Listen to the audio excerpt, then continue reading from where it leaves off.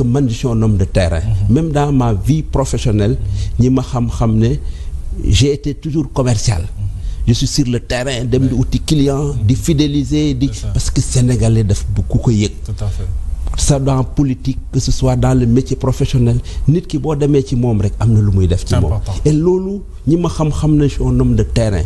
Donc maa ngi ci sans faire du bruit waaye yàlla xam na ne AFP actuellement c'est un réceptacle boo ñëwee permanence ba xam ne ñi ngi liggéey buñ fu génnee ñi ngi liggéey di dem seeti nit ñi parce que ñu am nag ay échéances yu ñu jëm te bëgg nañ échéances yooyu AFP am beneen taxawaay loolu nag wax ju bari du ko def wax liggéey moo koy def plateau yi baax na solo boo amee loo wax surtout fi réew mi toll war na noo wax waaye nañ ci boole liggéey. C'est important. Alors voilà. Au-delà de votre poste de secrétaire général de l'AFP, honorable député maa ngi koy wax léegi vous êtes député à l'Assemblée nationale te bëri na jamono ji ay loi yu nu fa jàllale bokk na ci loi sur la déclaration de patrimoine, la protection des lanceurs d'alerte, sur l'OFNAC avec la décision peut-être entre guillemets de Bassirou Gueye, le projet de loi sur l'information. Alors yooyu naka nga ko jàngatee comme projet de loi ñu andil leen ko yéen ngeen càmbar ko est-ce que am na ci yoo xam ne ànd nga ci am na yoo xamante ni itam waroon nañ ko xoolaat wala am na loo xamante ni dañ ko waroon dàq. Man yaakaar naa ñetti projet de loi yëpp vraiment yëpp baax na pour renforcer la gouvernance des ressources publiques. Parce que nit tamit da nga wax te yàlla tax la déclaration de patrimoine président Macky Sall moo ko instauré woon. Et je pense képp kuy démocrate war nga xam ne c'est une avancée par rapport à la bonne gouvernance parce que nit ko amul looy nëbbu nit koo xam ne la nga am lew na la doom waruloo ragal déclarer ni lii laa am booy dugg ak booy génn parce que tamit lépp lu doomu aadama am war na la lew boo gisee ñu koy def dañuy bañ nit ñi di jël alalu réew mi di ci faj seeni soxla parce que bu ñu la dénkee budget c'est pas pour toi yow la ngay liggéey da nga am salaire moo xam ci dans le public wala dans le privé donc loolu moo war a nekk sa patrimoine lépp loo am loolu moo ko war a justifier waaye li nga xam ne mooy les ressources publiques dañ ko war a delloo askan wi donc la déclaration de patrimoine pour man c'est normal OFNAC niñ ko defee modifier yenn dispositions yi je n'ai aucun problème mon seul problème par rapport à l'OFNAC mooy malheureusement on pouvait réviser yenn dispositions yi ci OFNAC te dissoudruñ ko créé waat ko mais en réalité tu as l'impression que au-delà de réformer l'OFNAC on voulait faire partir un homme te dans une république je pense que c'est les institutions qui sont plus importantes.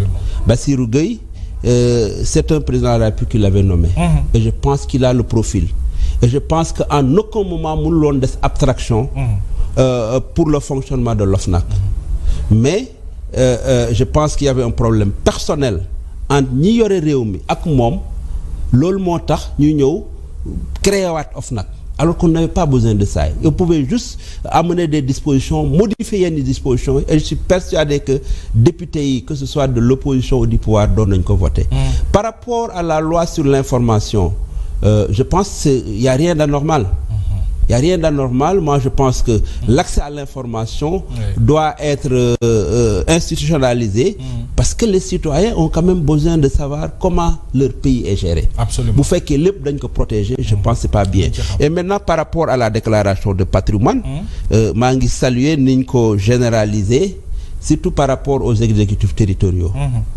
donc le fait que ñu ramener en tout cas le principe ak budget bu mat 500 millions da nga war a déclarer je pense que c'est une bonne chose et maa ngi inciter mes collègues maires yi nga xam ne dañuy gérer des budgets ñu xam ne loolu def leen di protéger moi Mohamed j'ai fait ma déclaration de patrimoine il y a 3 ans boobu loi bi desagul parce que nit boo amul looy nëbbu da ngay transparent surtout boo nekk un acteur politique bañ ay jam-jam da ngay protéger sa bopp je l'ai fait sans qu'on m'oblige à le faire yàlla def na tey l'histoire m'a donné raison parce que la ma bind lépp mën naa ko justifier dërëm bu ma yàlla may lu ma yàlla may mën naa la fii laa ko jële te je lance un appel à tous les maires voilà je lance un appel à tous les maires ñu bañ ko def loo xam ne daf leen diviser non surtout que généraliser nañ on vise personne daf leen di protéger au contraire parce que ku déclaré wul sax dafay mel ni day am looy nëbb. Donc je lance un appel à mes collègues maires. Véritablement ñu xam ne loolu daf leen di protéger ëllëg boo nekkatul maire ñu xam ne lii yaa ko amoon. fii nga ko jëlee. te gëm naa ne buñ ko defee maire yu bari nañ protéger parce que malheureusement maire yi. appauvrissement ak li xew tey. waaw ak li xew tey je pense que képp ku ma déggal daal. di nga dem def man def naa ko ñetti at. ci ginnaaw c'est bien alors bu ñu desee assemblée nationale honorable am na ci lu ñu duppee promulgation justement du règlement intérieur de l'Assemblée nationale mais tâche d'huile bi rek mooy dañ ko soumettre woon conseil constitutionnel mu dàq ko parce que amoon na benn dispositif bu ñu nangul woon ñu ne c'est anticonstitutionnel muy fexe di convoquer les magistrats au niveau de l'Assemblée nationale mais malgré tout ça le président promulgué na boobu le règlement intérieur njàngat li ci wàllu yi en tant que député. mais man bañ ma soumettre projet bi nekkuma membre commission des lois. waaye jour boobu participer naa ci travaux yi. bokku moon ci vote bi parce que boo nekkul membre.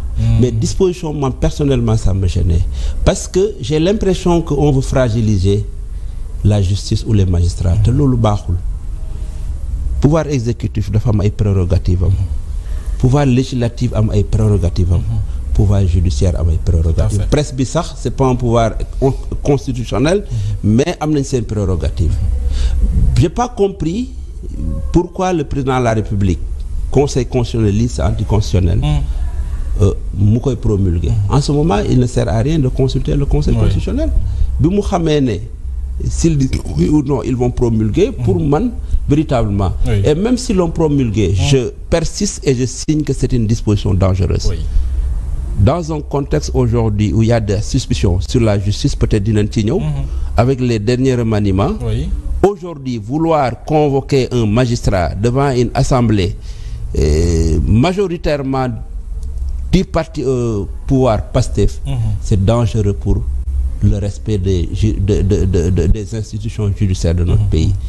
J'étais pas favorable. Je ne sais pas pourquoi le président def ko mais ça peut être source de tension entre le Parlement et la justice également entre la justice et l'exécutif te loolu baaxul day fragiliser nos institutions. Très bien alors dañ ciy dugg léegi muy remaniement bi ñu bëri jàpp nañ sax sur la forme du remaniement réaménagement rek la parce que ñetti ministre la ñu tëbal alors mais ñi ci tëbal aussi ñi sauté dafa attirer l'attention des Sénégalais muy le ministre de la justice Ousmane Diagne et le ministre de l'intérieur Jean-Baptiste Tine et tout le monde disait que ne seen liggéey dafa rafet am nañu une certaine intégrité am nañu ful la ci lu ñuy def mun suñu leen reprocher dara mais pourquoi ñu relever leen de leur fonction par rapport à ce remaniement là yow ban lecture nga ci def. waaw il faut quand même reconnaître que président de la République moo am pouvoir constitutionnel pour nommer aux emplois civils et militaires. Ah, c'est clair. Et parmi les emplois civils le gouvernement def ci bopp.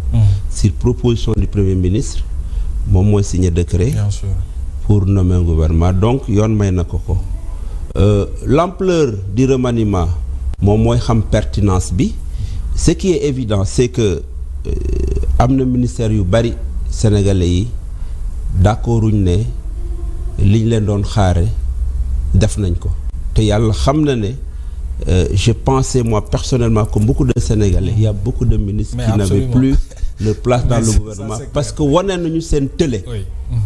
Maintenant ñoom ñoo leen nommé ñoom la seen appréciation gën a légitime mais nous sommes des Sénégalais observateurs et yaakaar nañ y a des secteurs stratégiques de la vie de notre nation yoo xam ne am na yeneen taxawaay te ministère ya fa nekk véritablement seen taxawaay des na maintenant par rapport ak